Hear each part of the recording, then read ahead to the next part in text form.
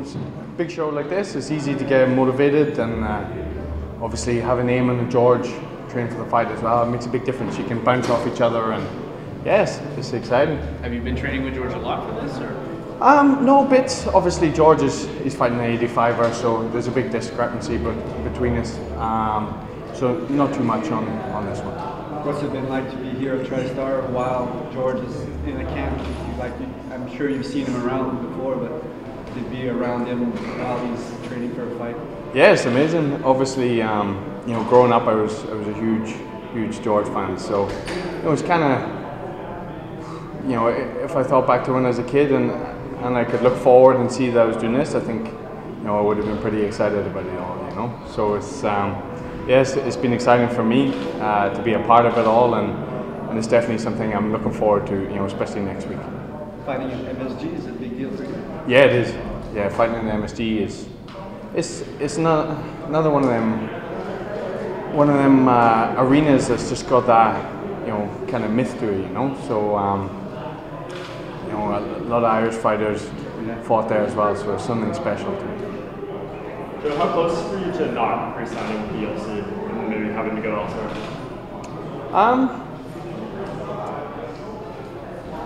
Do you know what? The deal I received was a good deal, but you know, I was willing to move where I thought. But you know, I'm glad we done the deal. I'm glad it's sorted. Obviously, the US side of things is a big deal for me.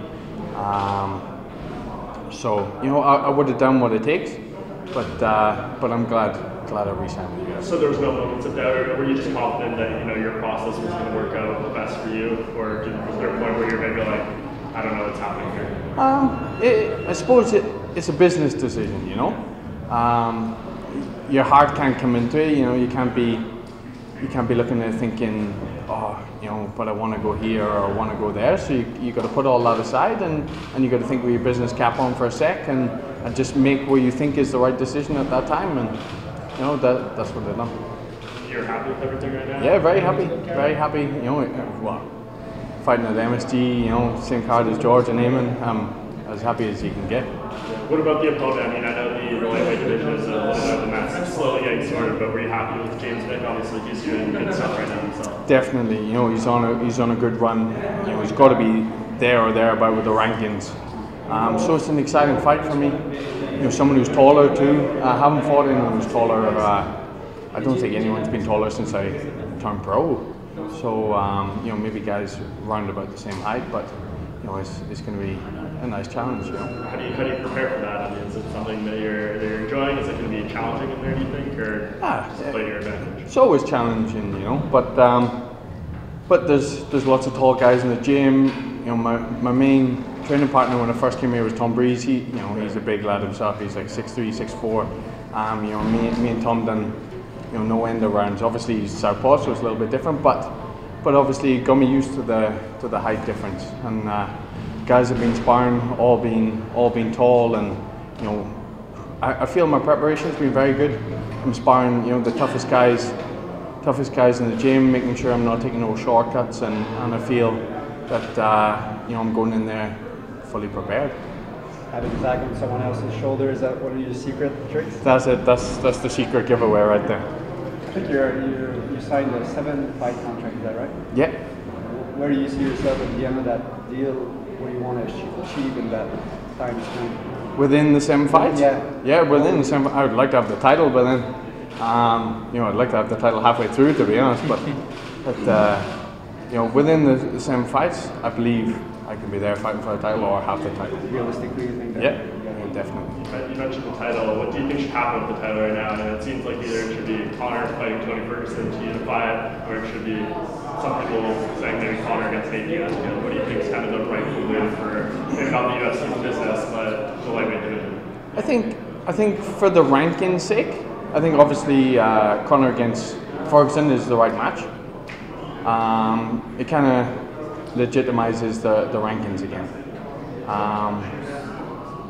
You know, I believe that's probably the right match at the minute. It'll stabilize the division again, and then at least we've got a pecking order again, so you know where you stand and where you what you need to do to get to the top of the pecking order. I mean, obviously Connor doesn't owe anyone anything in the sport, but do you feel like in a way, I mean, does he owe the lightweight division, moving on and getting that pecking order back in place after not defending the title for a year, doing the boxing match with Floyd, all that stuff? Not really. He's fought. Look what he's done. He's he's done amazing things. He's won the featherweight. Obviously jumped up. Won the lightweight. Gone across to boxing, but he's done a lot of work himself also. All the media stuff, everything else. Whatever his move is next is going to be the best move for him, and that's his decision to make. Joe, I was up to you a couple of weeks ago, you mentioned me on camera about Reece McKee and how important he was at the start of your camps. Would you want to have Reece back over? Like, would he be being... Definitely. I said to you the other day, I thought, if only I thought about him earlier.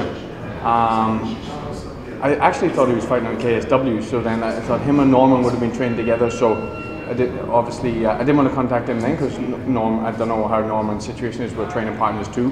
But Reece would have been perfect. I wish I thought of him earlier, to be honest, because he was, when he was here, he was such a great lad to work with. Yeah. And then as well, obviously the weekend you mentioned KSW. Did you see the show back in Dublin? If you want to go back to Dublin, you feel like you're out to fight back in Dublin. Is that? I would love a fight back in Dublin. I would love it. I didn't see KSW because we're at Eamon's wedding actually. Oh yeah.